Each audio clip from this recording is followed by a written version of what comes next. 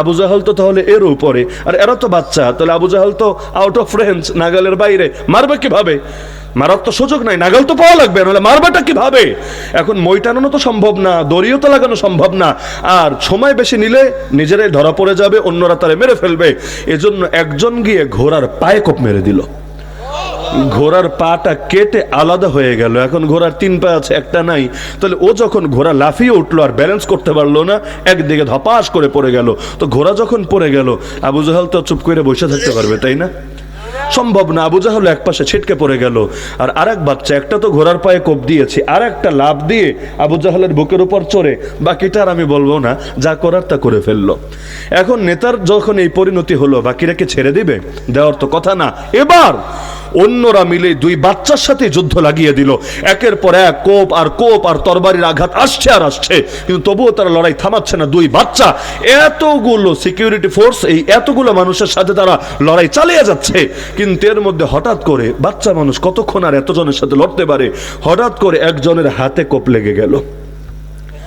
এমনভাবে কোপ লাগলো হাতের হাড্ডিটা পর্যন্ত কেটে গেল, কিন্তু হাত মাটিতে গড়িয়ে পড়লো না, কারণ এই শেষের অংশে এসে এই চামড়ার সাথে আর সামান্য একটু গোশতের সাথে হাতটা এভাবে ঝুলতে থাকলো, পুরোটা কেটে গেছে। এদিক থেকে কেটেছে, গোশত কেটেছে, হাড্ডি কেটেছে, রক্ত কেটেছেই, এখন লাস্ট মাথায় এসে হাতটা এভাবে ঝুলছে। কিন্তু তার তো বসে থাকার সুযোগ নাই, লড়াই চালাতে হচ্ছে আরেক হাত দিয়ে, না হলে হাত গেছে এবার কল্লাও যাবে। তো এক হাত দিয়ে যখন লড়াই চালাচ্ছে, আরেক হাত তো কাটা, এভাবে নড়ছে, তার জন্য এটা বড় আনইজি ফিল হচ্ছে, ঝামেলা মনে হচ্ছে। কারণ এভাবে একটা জিনিস যদি ঝুলতে থাকে, তাহলে ভেতরে একটা অস্বাভাবিক লাগবে না? আর যে কোনো কাটা জায়গা যদি একটু নাড়াও খায়, একটু টাচও লাগে, দেখবেন ভেতরে একটা মোচড় দিয়ে ওঠে, আর একদিক থেকে তো দরদর করে রক্ত গড়িয়ে পড়ছে। রক্ত যত বের হয়, শরীর তত দুর্বল হয়। তো একদিকে রক্ত বের হচ্ছে, একদিকে হাতে টান লাগছে, লড়াই করতে তরবারি চালাতেও ঝামেলা হচ্ছে, আর একদিকে যতবার টান লাগছে কলিজায় মোচড় দিয়ে উঠছে। চিন্তা করলো, হায় রে হাত, আমার গায়ের অংশ হয়ে তুই এবার আমার জন্য জিহাদের পথে বাধা হবি, ঠিক আছে, তাহলে আপাতত তোকে বিদায়, তোর আর কোনো প্রয়োজন নাই। হাতটা রাখলো মাটির উপরে, পা দিয়ে পাড়া মারলো, এদিক থেকে একটা টান মারলো, আরে হাতটা শরীর থেকে আলাদা হয়ে গেল, অপর হাত দিয়ে ঠিক বীরের মতো জিহাদ চালিয়ে গেল। এই বাচ্চা মানুষটার দিলের অবস্থা বোঝে না, নিজের ঈমানকে নিয়ে চিন্তা করেন, ওর ঈমানের কি অবস্থা ছিল আর আমার ঈমানের কি অবস্থা। ওই জায়গায় থাকলে আমিও হয়তো সারেন্ডার করে দিতাম, ওই জায়গায় থাকলে আমারও হয়তো এমন এক পেরেশানিতে পড়ে যেতাম, সেন্সই কাজ করতো না, মাথায় কাজ করতো না। কিন্তু আল্লাহর কাছে যারা নিজের জান বিক্রি করে দেয়, দুনিয়াতে আর তাদের কিসের ভয়? মৃত্যুর ভয়কে যারা জয় করে ফেলেছে, দুনিয়ার কোন জিনিসের ভয় তাদেরকে থামাতে পারে? এজন্য কোরআনে আছে, নবীর সাহাবীদেরকে লোকে যখন ভয় দেখাতো, কিসের ভয়? আরে মানুষ সব জড়ো হয়ে গেছে, তোদের মেরে ফেলবে, কেটে ফেলবে।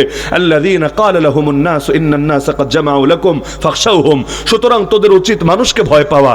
এই কথা শুনলে সাহাবীদের ঈমান আগে যা ছিল আর তা থাকতো না, এই কথা শুনলে ঈমান বেড়ে যেত।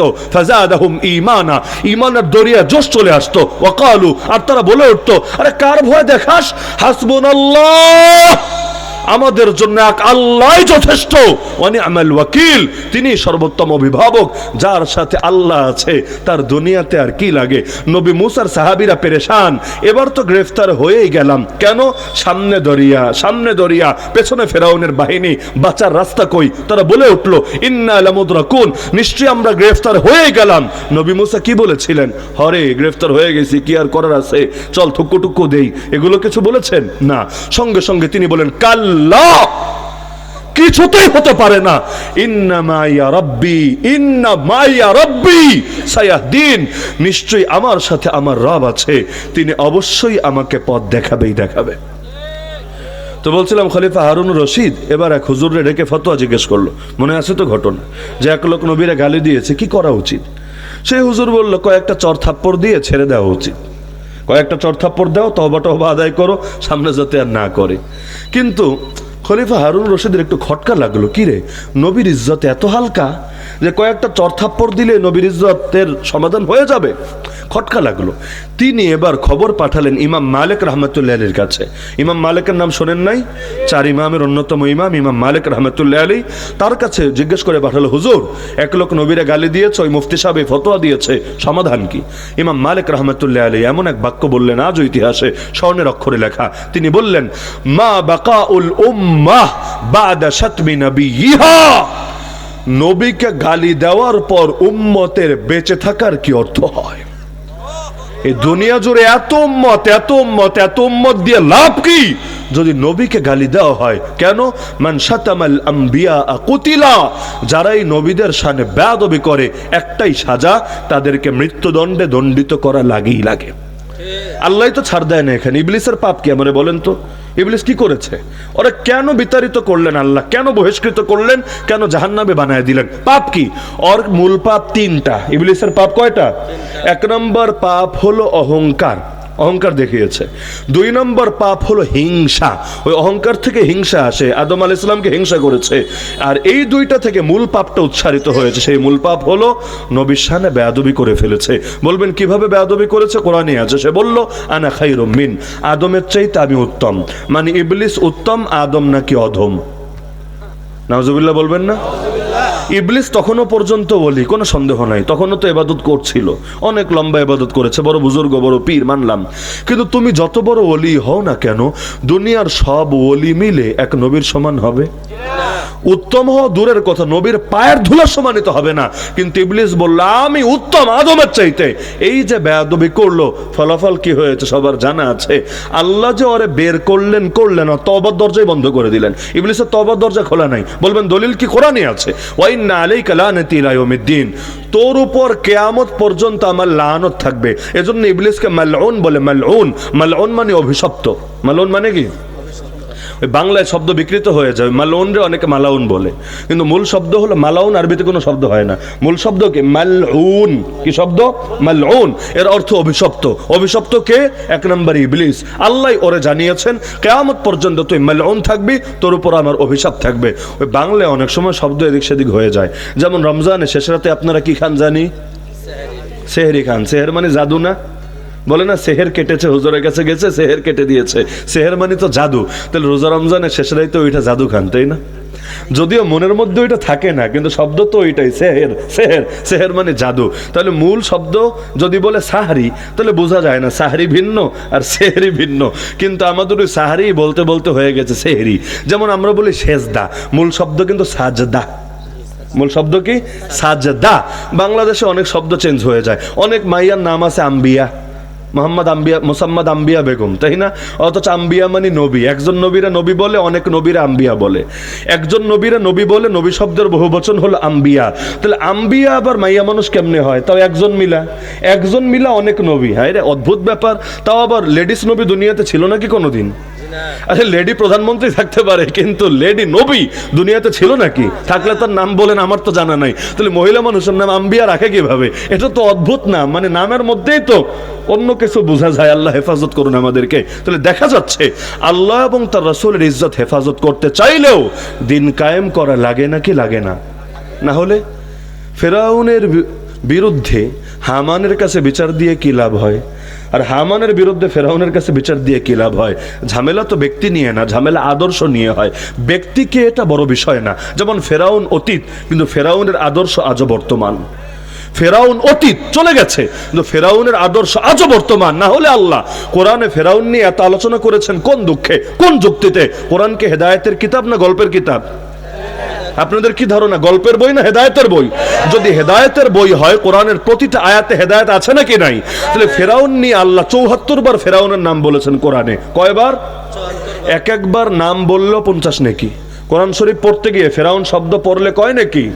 ফা রা আইন ওয়াও নুন, 5 অক্ষর। আর কোরআন পড়তে গিয়ে এক অক্ষরে 10 নেকি, 5 অক্ষরে 50 নেকি। আর ৭৪ বার ফেরাউনের নাম আছে। তাহলে এক ফেরাউনের নাম দিয়ে কত নেকি? সুবহানাল্লাহ। মানে এক ফেরাউনের নাম পড়ে কোরআনে কত নেকি কামান। আমার নামে কয় নেকি, আপনার নামে কয় নেকি, কিন্তু কোরআন শরীফ পড়তে গেলে এক ফেরাউনের নামে এত নেকি। কেন? বড় হুজুর ছিল এজন্য? বড় ভালো মানুষ ছিল এজন্য? না, বড় ফাজিল ছিল। কিন্তু আল্লাহ এত বেশি আলোচনা করেছেন কেন? কারণ আল্লাহ বুঝিয়েছেন এক ফেরাউন লোকান্তরে, লক্ষ ফেরাউন ঘরে ঘরে। কিয়ামত পর্যন্ত আরো নিত্য নতুন যত ফেরাউন আসবে, এগুলোর মোকাবেলা নবী মুসার মতো লাঠি হাতে নিয়ে কিভাবে করতে হবে, বান্দা তোমাকে সেই সবক শিখতে হবে আল কোরআনের পাতা থেকে। যেমন একটা উদাহরণ দিলে বুঝবেন, অত উদাহরণ লাগবে না, এটা বলে আমি আলোচনা শেষ করে দিতে পারবো। ফেরাউনের একটা আদর্শ আল্লাহ বলেছেন, ইন্না ফিরআউনা আলা ফিল আরদ ওয়া জাআলা আহলাহা শিয়া। খুব মনোযোগ দিয়ে, মাথা দিয়ে বুঝেন, কান দিয়া না। ফেরাউন পৃথিবীতে অহংকার দেখিয়েছে এবং মানুষকে দলে দলে ভাগ করে রেখেছে। আল্লাহ বলছেন ফেরাউনের রাজনৈতিক কৌশলের কথা আল্লাহ বলছেন। ফেরাউন কি করেছে? মানুষকে দলে দলে ভাগ করে ফেলেছে। সহজ ভাষায় বললে ডিভাইড অ্যান্ড রুল পলিসি প্রয়োগ করেছে। ব্রিটিশের পলিসি, কাফের মুশরিকদের পলিসি। ওরা এই যে 190 বছর পর্যন্ত আমাদের শাসন করেছে কিভাবে? যত ভাগ করবা তত শাসন করতে পারবা। আমারে বলেন বাংলাদেশে হুজুর মানুষ কম, বাংলাদেশে মাদ্রাসা কম, কওমি আলিয়া সব যদি মিলেন মাদ্রাসা কম, মাদ্রাসা ছাত্র কম, ওয়াজ মাহফিল কম, তো কি কম? সবই তো বেশি। এমনকি মাহফিল বাড়ছে তো কি হয়েছে? শ্রোতা কমেছে না বেড়েছে? প্রতিটা জায়গায় বেড়েছে। মাদ্রাসা বেড়েছে তো কি হয়েছে? ছাত্র কমেছে না বেড়েছে? আগে গ্রামে হাফেজ ছিল কয়টা আপনি বলেন? এ বনগ্রামে, সাকুয়াই, হালুয়াঘাট, আগে হাফেজ ছিল কয়টা? এখন হাফেজ আছে কয়টা? যত দিন যাচ্ছে খালি বাড়ছে না? যদি বাড়েই তাহলে দরকার ছিল না যে হারে মুসলমান বাড়ছে সেই হারে ইসলামের শক্তিও বাড়বে। যুক্তির কথা এটা, যে হারে মুসলমান বাড়বে ওই হারে ইসলামের শক্তিও বাড়বে, এটাই তো স্বাভাবিক কথা নাকি? যেমন এক দলে লোক আছে 1 কোটি, আর এক দলে লোক আছে 100 জন, কোন দলের শক্তি বেশি? স্বাভাবিক তো বোঝাই যায় যাদের 1 কোটি ওদের সামনে তো দাঁড়াতেই পারবে না। এই জন্য তো বড় বড় দলগুলোর সামনে ছোট ছোট দল কিছু করতে পারে না। ওই সর্বোচ্চ গিয়া জোট করা লাগে, না হলে চিপায় চাপায় বৈশা গুপ্ত রাজনীতি করা লাগে। কেন? কারণ বড় আর ছোট মোকাবেলা হয় কিভাবে? হাতির সঙ্গে পিঁপড়ার কি ফাইট চলে? আরে হাতির সাথে পিঁপড়ার কি ফাইট চলে? হাতি যদি পিঁপড়ারে ফাইট করতে বলে এটা আরো লজ্জার ব্যাপার। ইন্ডিয়া যদি বাংলাদেশে বলে খেলা হবে খেলা হবে, আরে হাস্যকর ব্যাপার। তুই বেটা হাতি হয়ে আমগুলো লগে লাগতে আস কোন দুঃখে? তোর যদি এতই হেডম থাকে তুই পাকিস্তানের লগে লাগ, তুই চীনের লগে লাগ, আরো যদি বেশি তোর হিম্মত থাকে আফগানিস্তানের লগে লাগায় দেখ। এতই যদি গরুর মুতে আর গরুর গোবরে যদি এত শক্তি থাকে লাগা, কি সমস্যা? কিন্তু আমরা ছোট্ট একটা দেশ, মানে ইন্ডিয়ার ম্যাপের মধ্যে খুঁজে পাওয়া তো কঠিন। পুরো দুনিয়ার মানচিত্র নিয়ে বসলে আগ থেকে যারা বাংলাদেশ চেনে না, কোনো ফরেনাররে ধরবেন বাংলাদেশ কই আছে খুঁজে বের করো তো, খুঁজতে খুঁজতে খুঁজতে ভেড়ার অবস্থা খারাপ হয়ে যাবে। লাস্টে গিয়ে ইন্ডিয়ার ওই চিপার মধ্যে ছোট্ট একটুখানি একটা বিন্দুর মতো দেশ। তো এই দেশের সঙ্গে যদি মাস্তানি করে, এটা ওদের জন্য কি গর্বের বিষয় না লজ্জার বিষয়? ওদের জন্য লজ্জার, তবে আমাদের জন্য গর্বের। বলবেন এটা আবার কেমন কথা? ওই যে হাতি যদি পিঁপড়ারে বলে খেলা হবে খেলা হবে, এতে হাতির ইজ্জত না বাড়লেও পিঁপড়ার ইজ্জত ঠিকই বাড়ে। পিঁপড়া বলবে কি রে, এত এত অ্যানিমাল থাকতে আমার দিকে নজর পড়লো কেন রে? মুই কি হনুরে? স্বাভাবিক ব্যাপার, পিঁপড়ার তো আলাদা ভাব চলে আসবে যে আমার দিকে কেন নজর আসলো। এজন্য দেখেন নবীর জামানায় নবী একজন, সাহাবী সব মিলে কয়েকশো মাত্র প্রথম অবস্থায়, কিন্তু গোটা দুনিয়ার সব লেগে গেছে দমাবে বলে। তার মানে গোটা দুনিয়া মিলে একসাথে দমাতে চাওয়াই প্রমাণ করে, একসাথে দমাতে চাওয়াই প্রমাণ করে আল্লাহর নবীর শক্তি বাস্তবে সবচাইতে বেশি আছে। এই বাংলাদেশে আমাদের নিয়ে এত বেশি টেনশন ওরা কেন করে? কারণ ওরা জানে এই জাতির ভেতরে ইমানের যে শক্তি আছে, ওদের সব ভণ্ডামি সহজেই ছুটায় দিতে পারে। খালি যদি আগ্নেয়গিরি তপ্ত লাভার মতো জ্বলে ওঠে, খালি যদি দাবানলের মতো জ্বলে ওঠে, ওদের সব অন্ধকারকে নিমিষেই দেবে পুড়িয়ে ছাই করে। তাহলে ফেরাউন কি করত? জাতির এক রাখতো না, জাতিরা ভাগ করে দিত, এতে শাসন করা ওর জন্য সহজ হতো। এই ফেরাউনের পলিসি এই দেশেও বাস্তবায়িত হয় নাকি হয় না? এখনো পর্যন্ত জাতি ঐক্যবদ্ধ হতে পেরেছে? আমি যদি চ্যালেঞ্জ দিয়ে বলি, বাংলাদেশের বয়স কত? 54 বছর না প্রায়? স্বাধীনতা থেকে 71 থেকে যদি গণনা করেন, আজও পর্যন্ত এক সেকেন্ড বাদ দেন, এক পলকের জন্য এই জাতি বাংলাদেশি পরিচয়ের ভিত্তিতে ঐক্যবদ্ধ হতে পারেনি। ঐক্য হলেও ঐক্য হয়েছে রাজনীতির ব্যানারে, অনৈক্য হলেও অনৈক্য হয়েছে রাজনীতির ব্যানারে। দেশীয় পরিচয় কখনো ঐক্য হয় নাই। এমনকি আমাদের দেশীয় চেতনা এত সীমাবদ্ধ হয়ে গেছে, ধরেন আপনার বাড়ি ময়মনসিংহ, আমার বাড়ি ময়মনসিংহ, আমাদের দেখা হলো ধরেন লন্ডনে, কুয়েতে, দুবাইতে, আমি ডাক দিব ওই দেশি, আপনিও বলবেন আরে দেশি, তাহলে বাকিরা কি বিদেশি? অর্থ তো এমনই হচ্ছে, এক ময়মনসিংহের লোক আরেক ময়মনসিংহের লোকটা ডাক দিল, এক সিলেটের লোক আরেক সিলেটের লোকটা ডাক দিল, এক বরিশালী আরেক বরিশালে ডাক দিল, এক নোয়াখাইলা আরেক নোয়াখাইলা ডাক দিল, এক চিটাগাঙ্গে আরেক চিটাগাঙ্গের ডাক দিল। কি বলে ডাক দেয়? এই দেশি, তার মানে বাকিরা বিদেশি। মানে অর্থ তো অনেকটা এমনই হয়। তাহলে আমাদের দেশীয় চেতনা কিভাবে সীমাবদ্ধ হয়ে থাকে? অনেকে তো নিজ অঞ্চলের মধ্যে, অনেকে নিজ দলের মধ্যে সীমাবদ্ধ করে ছাড়ে। নিজ দলের চোররেও ভালো মানুষ মনে করে, আর এক দলের পীর সাহেবের নাম শুনলেও তেলে বেগুনে জ্বলে ওঠে। এগুলো হয় নাকি হয় না? তাহলে দুনিয়ার কাফের মুশরিকদের ফেরাউন চলে গেছে, কিন্তু ফেরাউনের নীতি আজও আছে। ওরা চায় না আমরা কখনো ঐক্যবদ্ধ হই। না হলে বাংলাদেশে নাস্তিক কয়টা, বামরাম কয়টা, হিন্দুত্ববাদী কয়টা? হিন্দু বলি না, হিন্দুত্ববাদী মানে বিজেপি আরএসএস এর ষড়যন্ত্র বাস্তবায়নকারী যারা ওদের পক্ষে রোল প্লে করে, এখানে সব মিলে কয়টা? তাহলে ওরা এত কম হয়েও এত মাস্তানি করে, আর আমরা এত বেশি হয়েও থাকি কত দুর্বল হয়ে। কাহিনীটা কোথায়? আমি তো মনে করি পুরাটাই হয় আমাদের অনৈক্যের কারণে। নাহলে 90% মানুষ বাকিদের সামনে কোন দুঃখে মাথা উঁচু করে থাকবে? এমনকি আমরা সংখ্যাগরিষ্ঠ, এটা হলো কোয়ান্টিটিতে, সংখ্যায়, কিন্তু আমরাই আসল সংখ্যালঘু কোয়ালিটিতে। কোয়ালিটির বিবেচনা আমাদের চাইতে দুর্বল বাংলাদেশে কে আছে? বলেন, আমাদের চাইতে দুর্বল কে আছে? আমরা না হক কথা স্বাধীনভাবে বলতে পারি, বললেও নিয়ে জেলে ভরে রাখে। আজও পর্যন্ত আমি হজ উমরাও করতে পারি না, আজও পর্যন্ত পারি নাই। বলবেন কেন? হুজুর টাকার অভাব পড়ে গেছে এজন্য? পারি নাই এজন্য। এক দেশ থেকে আরেক দেশে যাব দূরের কথা, এমন দিন আমাদেরকে কাটাতে হয়েছে দেশের মধ্যে। এক বিমানবন্দর থেকে আরেক বিমানবন্দরে যাব দেশের মধ্যে, ডোমেস্টিক ফ্লাইটে, ওইটাও স্বাধীনভাবে পারি নাই। যেমন ধরেন, ঢাকা থেকে বিমানে উঠলাম, গিয়ে নামলাম সৈয়দপুরে। কেন? রংপুরে মাহফিল, রংপুর বিভাগ, ওই বিভাগের সবচেয়ে বড় মাদ্রাসার নাম জুম্মাপাড়া, রংপুরে একদম মূল শহরে।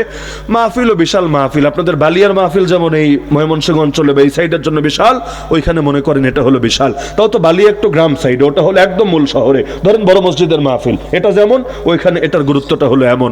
তো এখন সারা দেশ থেকে আলেম উলামারা যায়, 2 দিন ব্যাপী মাহফিল হয়। সাধারণত বড় মাদ্রাসার মাহফিলে কিন্তু ঝামেলা কম হয়, তাই না?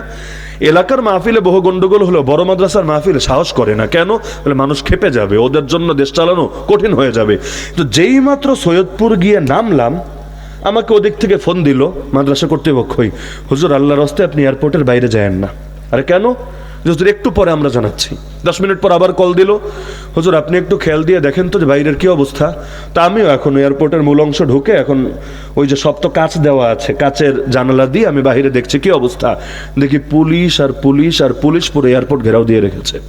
মনে হচ্ছে যেন মাফিয়ার কোনো ডন, কোনো বস চলে এসেছে বাংলাদেশে, অথবা আন্তর্জাতিক কোনো শীর্ষ জঙ্গি চলে এসেছে বাংলাদেশে।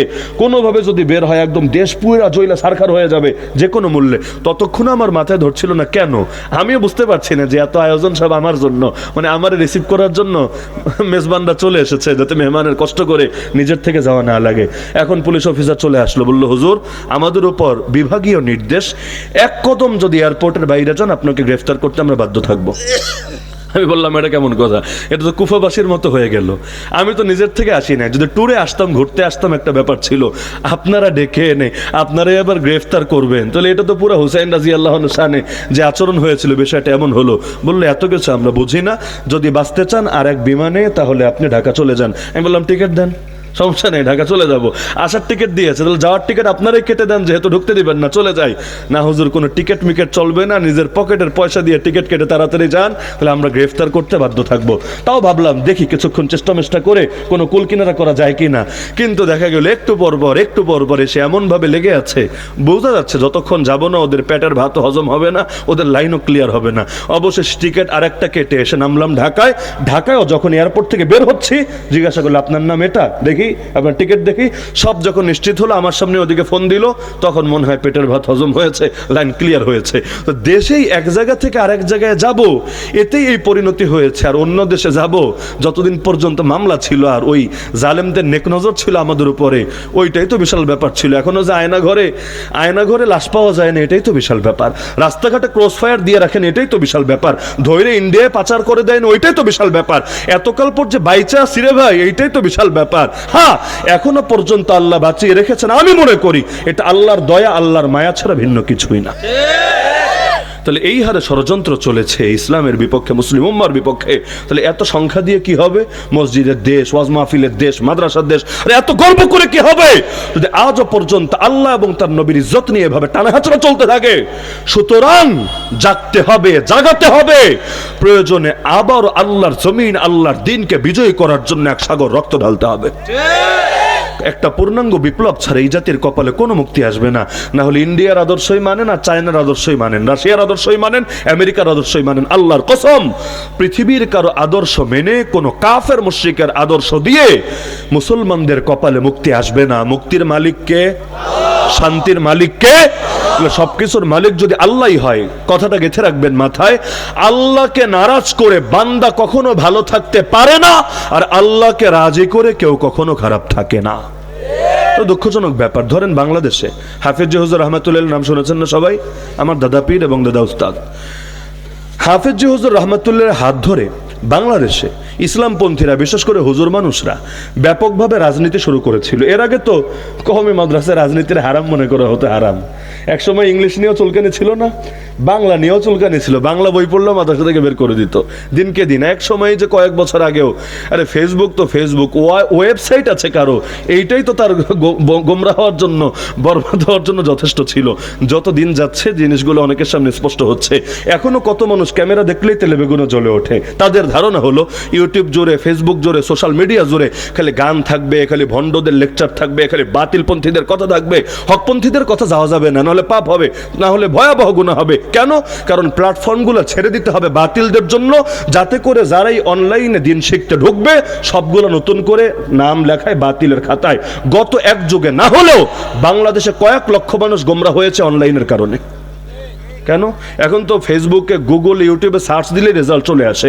মাসালা বলেন, ফতোয়া বলেন, হালাল হারাম বলেন। এই সার্চ দেওয়ার কারণে এখন থেকে আপনি 5-6 বছর আগে যদি ফিরে যান, বা 2017 আগে, এই বাংলাদেশে কওমি আলেমদের আলোচনা অনলাইনে ছিল না বললেই চলে। আমার কথাকে কষ্ট পেলে মাফ করে দিন, কিন্তু যেটা বাস্তব এটা বলা লাগবে, দ্বিধা নাই কিচ্ছু। এখন থেকে আপনি যদি কয়েক বছর ফিরে যান 2017 আগে, আরে 2013তেও যখন আমরা আন্দোলন করি, ওই সময় অনেকে জানে না যে ব্লগারের বিরুদ্ধে আন্দোলন হচ্ছে। লেকিন ব্লগার মানে এটা কি আসলে? মানে ব্লগ বলতে কি বোঝায়? অনেকে ভাবতো ব্লগার মানে যে নবীরে গালি দেয়, আর ইংলিশে মনে হয় ব্লগার বলে, বাংলায় গালিবাজ বলে, ইংলিশে ব্লগার বলে। তখন যদি আপনি পরিচয় দিতেন আমি একজন ব্লগার, মানে ব্লগে ভালো কিছুই লেখেন, কিন্তু আপনি বলতেন আমি একজন ব্লগার, আপনার খবর আছে। আমার এখনো মনে পড়ে কতজন স্লোগান দিত, ব্লগারের ফাঁসি চাই, ফাঁসি ফাঁসি ফাঁসি চাই, ব্লগারের ফাঁসি চাই। তখন চিন্তা করতাম, হাই রে, ব্লগ তো কত হুজুর মানুষও লেখে, কত ভালো মানুষও লেখে। ব্লগ মানে কি? এখানে আপনি যা মনে চায় তা লিখতে পারেন, ভালোটাও খারাপটাও। তো এখন ব্লগার শব্দের যদি ক্লিয়ার না থাকে, তাহলে কি পরিমাণ ব্যাপারটা, মানে আমরা পিছিয়ে ছিলাম, এটা কিভাবে বুঝে আসে? তাহলে দেখা যাচ্ছে 2017 আগে আমাদের আলোচনা অনলাইনে ছিল না বললেই চলে। ওই সময় কত মানুষ যে কাদিয়ানি হয়েছে, কত মানুষ যে হিজবুত তাওহীদ হয়েছে, কত মানুষ, আমি সব দলের নামও নিতে চাই না, এরকম কত ভণ্ডের খাতায় নাম উঠিয়েছে। কেন? শুধুমাত্র হক না পেলে বাতিল তো আসবেই, আলো না থাকলে অন্ধকার তো আসবেই। অন্ধকারকে দাওয়াত দেওয়া লাগবে না, ডেকে আনতে হবে না। আলো যখন থাকবে না, অন্ধকার আপনা আপনি চলে আসবে। কিন্তু এই বাস্তবতাটা আমরা এখনো বোঝাতে সক্ষম হই না। আল্লাহ হেফাজত করুন। আলোর দরকার আছে নাকি নাই? আলোর দরকার আছে নাকি নাই? বাংলাদেশে আজও আলো জ্বালাতে পারি নাই। রাষ্ট্রীয়ভাবে ইসলাম বিজয়ী হয় নাই, আজও পর্যন্ত হয় নাই। যতদিন না হবে, আপনি যে দল করেন, যে মত করেন, কিন্তু মাথায় রাখবেন আপনি নিজেও আছেন বঞ্চিত হয়ে, আপনি নিজেও আছেন ঠকার ভেতরে। কারণ পৃথিবীর সবাই ঠকবাজি করতে পারে, একজন কখনোই ঠকবাজি করবেন না। তিনি কে? মা যত আপন, আল্লাহ এর চাইতেও বেশি আপন। আরে আল্লাহর আদর্শের চাইতে উত্তম আদর্শ দ্বিতীয় কিছু হতেই পারে না। তা হাফেজ হুজুর রহমাতুল্লাহর হাত ধরে বাংলাদেশে নতুন উত্থান ঘটেছিল ওলামায়ে কেরামের। তারা তওবার রাজনীতি নাম দিয়ে রাজনীতি শুরু করেছিলেন হাফেজ হুজুর রহমাতুল্লাহ আলাইহি। যদিও ধোকার শিকার হয়েছিলেন প্রেসিডেন্ট এরশাদের মাধ্যমে, এবং বদদোয়া দিয়েছিলেন ওই সময়। ওই বদদোয়ার পরিণতি কি হয়েছে এটা শেষ জীবনে সবাই দেখেছেন। বেটা কি থেকে কি হয়ে গেল, হিরো থেকে জিরো হলো, এবং কি ইজ্জত নিয়ে দুনিয়া থেকে যেতে হলো সবাই দেখেছে। কিন্তু পরিণতি দেখেছে, কিন্তু এর পেছনে যে এক আল্লাহওয়ালার বদদোয়া আছে এটা জানে না অনেকে। যেমন ঐশীর নাম শুনেছেন না আপনারা? একটা মেয়ে নিজের পুলিশ অফিসার বাবারে মারে জবাই করে হত্যা করেছে। ওই মেয়েটা মাদকাসক্ত, এখনো আছে, সে কাশিমপুর কারাগারে। এই ঘটনা সবাই জানে যে মেয়ে বাপ মারে মেরেছে, কিন্তু এটা জানে না ওর বাপই সেই নিকৃষ্ট বাপ যে আমাদের শেখ ও মুর্শিদ কায়েদে মিল্লাত আল্লামা জুনায়েদ বাবুনগরী রহমাতুল্লাহ আলাইহিকে রিমান্ডে নিয়ে দাড়ি ধরে টেনে টেনে তার সাথে বেয়াদবি করেছে। তিনি বারবার বলেছেন যে আমারে মারবি মার, নবীর সুন্নতের শানে বেয়াদবি করিস না, আল্লাহ সহ্য করবে না।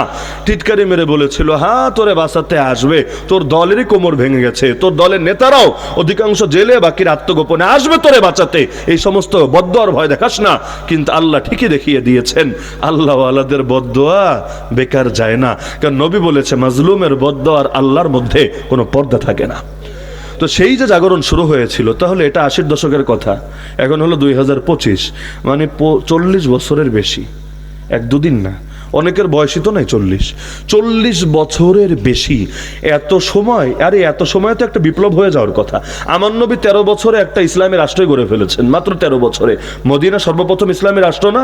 নবী মক্কায় যখন থেকে নবুয়াত পেলেন, 40 বছরে নবুয়াত পেলেন, 53 বছর ইসলামী রাষ্ট্র হয়ে গেল, মাঝখানে 13টা বছর। এই 13 বছরে এক বিপ্লব ঘটায় ফেললেন। আর আমরা 40 বছরের বেশি হয়ে গেল, এখনো ললিপপ খাই, ললিপপ খাই, ললিপপ খাই। কেন? সবচাইতে বড় কারণ আমাদের জাতিগতই কিছু ঝামেলা আছে। সবাই ঐক্যবদ্ধ থাকবে দূরের কথা, ঘরে 4 ভাই থাকলে 4 ভাই এক থাকতে পারে না। এক খণ্ড জমির জন্য একটু আইল নিয়ে মারামারি করে ভাই ভাইরে খুন করে ফেলে, হয় নাকি হয় না? নিজেরা মানে এক গোষ্ঠীর লোক এক থাকতে পারে না। ওই চাচাতো ভাই এমন মারপিট চলে, মুখটা পর্যন্ত দেখতে পারেন। এই বাংলাদেশে কয়জন বলতে পারবে সব আত্মীয়ের সাথে আমার সম্পর্ক ভালো আছে? কয়জন বলতে পারবে? অথচ আত্মীয়র তার সম্পর্ক যে ছিন্ন করে, আল্লাহ বলেছেন আমি নিজে ওর সাথে সম্পর্ক ছিন্ন করে দেই। কারণ আত্মীয় কেউ হয় নাই, আমি বানিয়েছি। কেউ কারো আত্মীয় নিজের থেকে হয় না, আমি বানিয়েছি। তা আমার দেওয়া আত্মীয়তা যারা ছিন্ন করে, আমি আল্লাহ ওদের সাথে সম্পর্ক ছিন্ন করি। তো জাতিগতভাবেই কিছু ঝামেলা আছে আমাদের ভেতরে। আমাদের জাতীয় খেলা কি? কি আর ফুটবল? আমাদের জাতীয় খেলা হলো হাডুডু। হাডুডু হাডুডু মানে কি? ক্রিকেটও না, ফুটবলও না, আবার কারাতেও না, কুংফুও না, আর্চারিও না, ঘোড়দৌড়ও না, জাতীয় খেলা হাডুডু। আচ্ছা, এই খেলাকে ব্রিটিশরা চাপাই দিয়ে গেছিল নাকি পাকিস্তানিরা শেখায় দিয়ে গেছিল? দুইটার কোনোটাই না। এগুলো আমাদের জাতীয় স্বভাব থেকে এসেছিল। তার মানে আমাদের জাতির মধ্যে এমন একটা ব্যাপার স্যাপার আছে, দোস্ত তোরে যদি নাগালে পায়ে গেছি, আমরা 10 জন মিলা হইলো তোরে একটা আসার মর্ম ধপাস করে ধরে তোরে জমিনে ফেলে দেব, নিজে কিছু করতে পারি বা না পারি তোকে যে কোনো মূল্যে আটকাবো। তাহলে এই যে হাডুডু খেলার একটা অভ্যাস, এটা সব জায়গায় প্রকাশিত হয়। সুতরাং আমার সব কথার মূল কথা, যদি চান এই দেশে আল্লাহ এবং তার রাসূলের ইজ্জত হেফাজত করতে, যদি চান ইসলামের আলো জ্বালিয়ে সব অন্ধকার দূর করতে, জাতিকে ঐক্যবদ্ধ হওয়া লাগবেই লাগবে। ঐক্যের ফলকে এটা জুলাই আন্দোলনে দেখেছেন আপনারা। বহু দলের বহু মতের লোক এক বিষয়ে যখন একমত হয়েছে, আলহামদুলিল্লাহ আল্লাহ সফলতা দিয়ে দিয়েছে।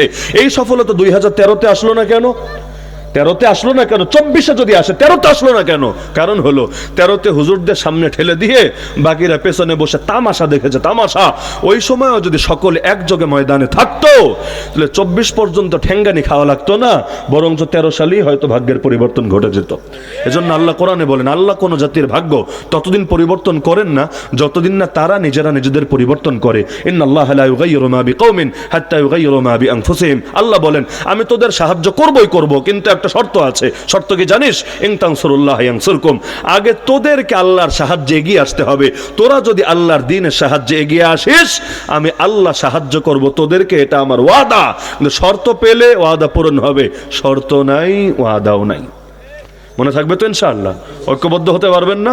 দ্বীনের মূল বিষয় ঐক্যবদ্ধ হতে কি সমস্যা? আপনি যেই দলের হন, যেই ধারার হন, যেই এলাকার হন, যেই মতের হন, এই ব্যাপারে একমত হন। আল্লাহু আকবার। আল্লাহ সবচাইতে বড়, আল্লাহর আদর্শ সবচাইতে বড় আদর্শ। সুতরাং আল্লাহর আদর্শ বিজয়ী করতে হবে, এবং যে যাই করি না কেন চূড়ান্তভাবে আল্লাহর কাছেই ফিরে যেতে হবে। সুতরাং রাজি করি আল্লাহরে, তাহলে আল্লাহর সাথে যখন মিলিত হব, আল্লাহ খুশি থাকবে আমাদের উপরে। পারবেন তো ইনশাআল্লাহ? পারবেন তো ইনশাআল্লাহ? তো নিজেরাও জাগেন, জাতিকেও জাগান, নিজের একটা মাত্র জীবন দিয়ে আল্লাহর দ্বীনের খেদমত করে যান। এতে ইনশাআল্লাহ জীবন দামি হবে, পরিবার দামি হবে, হাসরের ময়দান নবীর সাথে, সাহাবীদের সাথে আল্লাহ আমাদেরকে মিলায় দেবে ইনশাআল্লাহ। আল্লাহ আমাদের সবাইকে কবুল করুন।